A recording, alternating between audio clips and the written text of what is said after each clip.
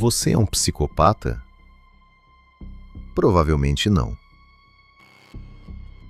Como Ted Bundy conseguiu convencer dezenas de mulheres a entrarem no carro dele? Será que qualquer pessoa conseguiria fazer isso? Ou existe alguma característica específica na mente de um psicopata? Estados Unidos, década de 1970. Um homem se aproxima de uma mulher no estacionamento. Ele está de tipóia, o braço enfaixado. Alguns livros caem no chão perto do carro dele. Ele pede ajuda. Só isso. Ela ajuda e entra no carro voluntariamente para levar os livros até a casa dele. Esse homem era Ted Bundy.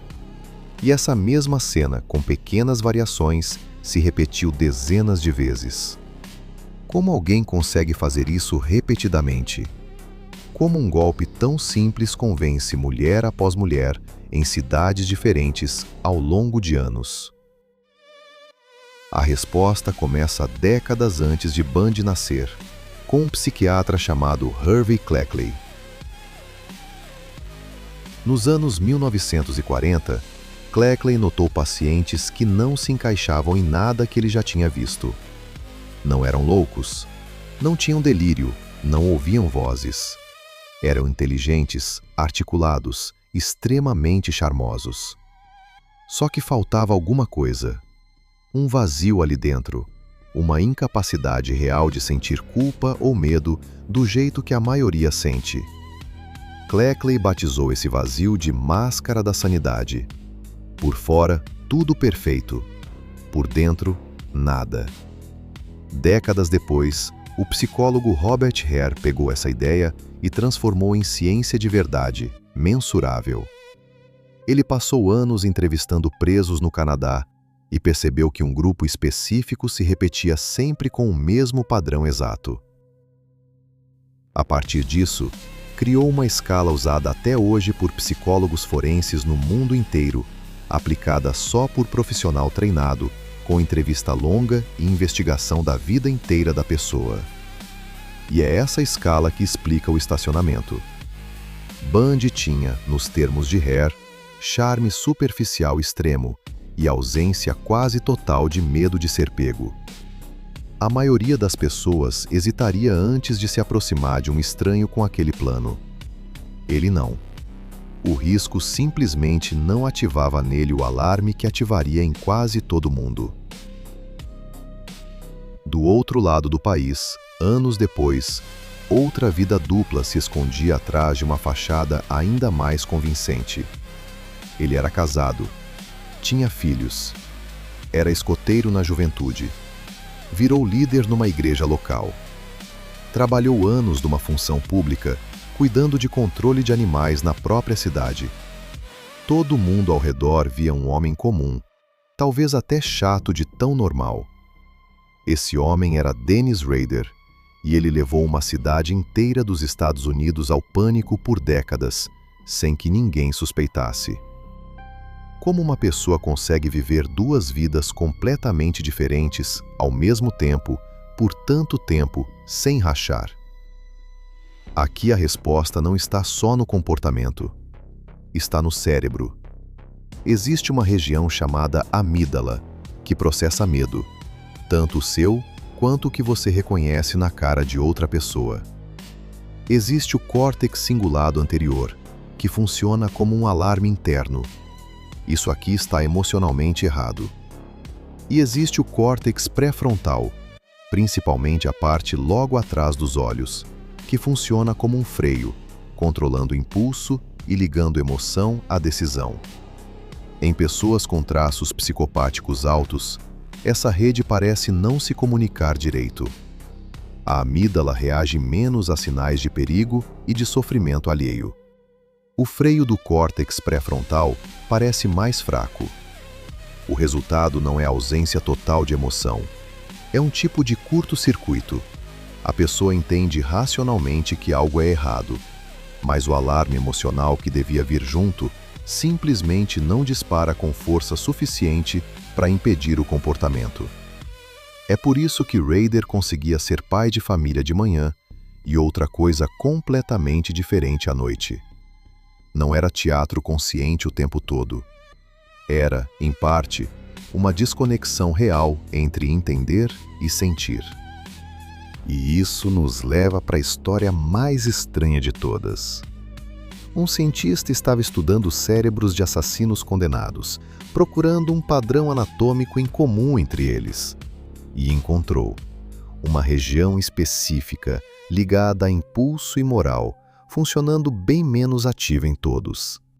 Em paralelo, esse mesmo cientista revisava, para outro estudo, exames de cérebro da própria família dele. Ao chegar ao fim de uma pilha de exames, sem saber de quem era cada um, ele encontrou um cérebro com exatamente aquele mesmo padrão que vinha estudando nos assassinos. Ele verificou de quem era. Era o dele mesmo.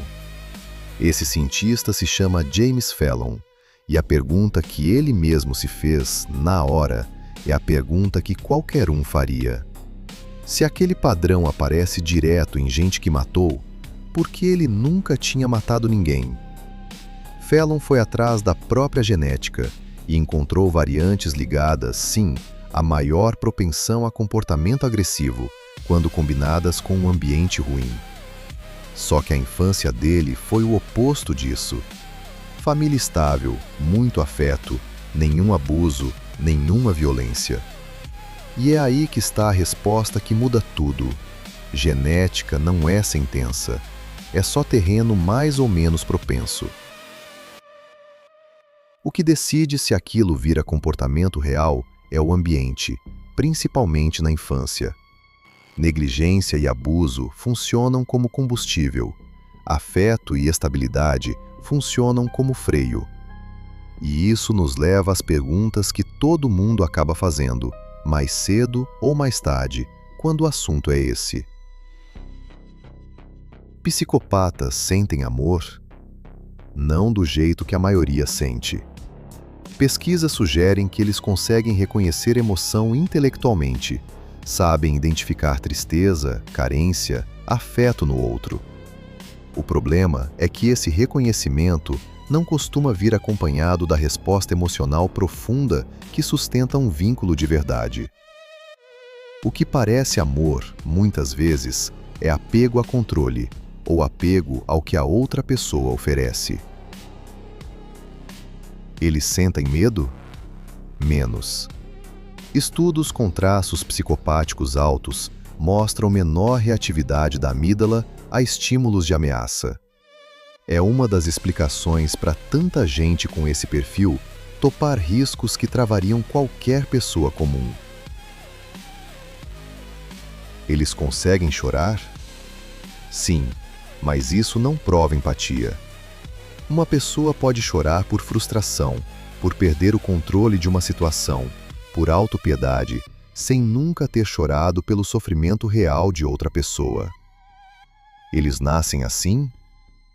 Em parte. Estudos com gêmeos mostram que existe influência genética real nesses traços, um temperamento de baixo medo e baixa sensibilidade à punição, presente desde cedo em algumas crianças. Mas, como o próprio Fallon prova com a vida dele, isso é só ponto de partida, não destino. Você conhece algum? Provavelmente sim, mas talvez nunca vá descobrir. A maioria das pessoas com traços altos nunca comete um crime que as leve a um tribunal. Muitas, na verdade, sobem na vida. Existe até um termo para isso: psicopata funcional. Gente que usa a mesma frieza, a mesma capacidade de decidir sem travar na culpa, dentro de ambientes competitivos como empresas, política, mercado financeiro. Em vez de virar criminoso, vira executivo. Será que qualquer pessoa pode ter traços de psicopatia? A resposta é sim.